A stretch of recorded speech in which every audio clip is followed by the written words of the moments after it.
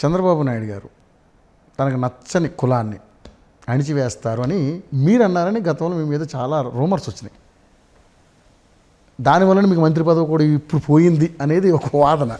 లేదు లేదు, ఇది నాకు మంత్రి పదవి ఇవ్వన తర్వాత వచ్చిన డిస్కషన్ ఇది. నీకులాగా చాలామంది అడిగారు, మీకు మంత్రి పదవి ఎందుకు ఇవ్వలేదు అని అడిగారు. అడిగినప్పుడు నేనేమన్నానంటే, అందరికీ ఇవ్వటం కుదరదయ్యా, అందరికీ ఇవ్వటం కుదరదు.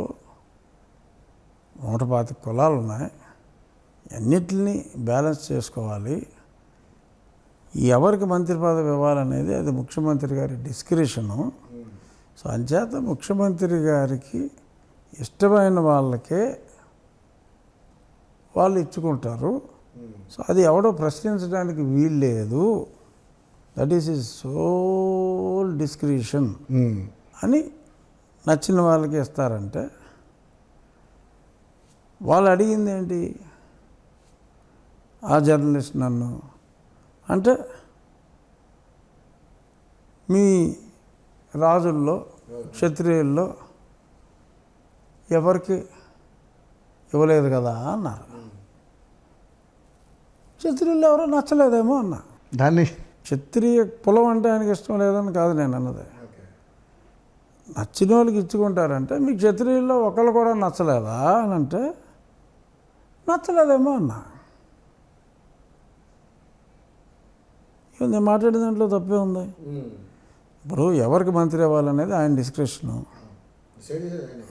అక్కడ మరి ఇంకో 2 పార్టీలు ఉన్నాయి, ఆ 2 పార్టీల వాళ్ళకి ఇవ్వాలి.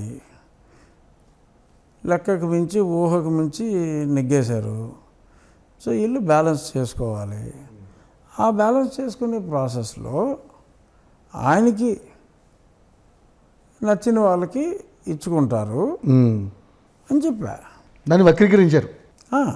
దాన్ని వక్రీకరించారు. అది ఎప్పుడు నువ్వు అనుకున్నట్టు కాదు.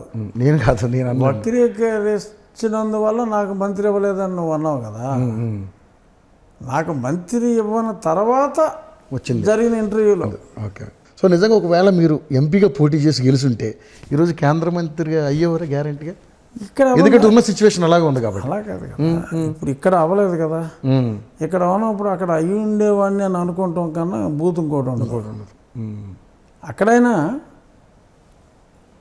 ఈయనే చెప్పాలి కదా. అంటే నేను ఒకవేళ భారతీయ జనతా పార్టీ తరఫున అయ్యి ఉంటే, ఓకే, అక్కడ ఒక క్షత్రియుడికి ఇచ్చారు కాబట్టి ఏమో నాకు ఇచ్చి ఉండేవారేమో అనుకుంటుంది.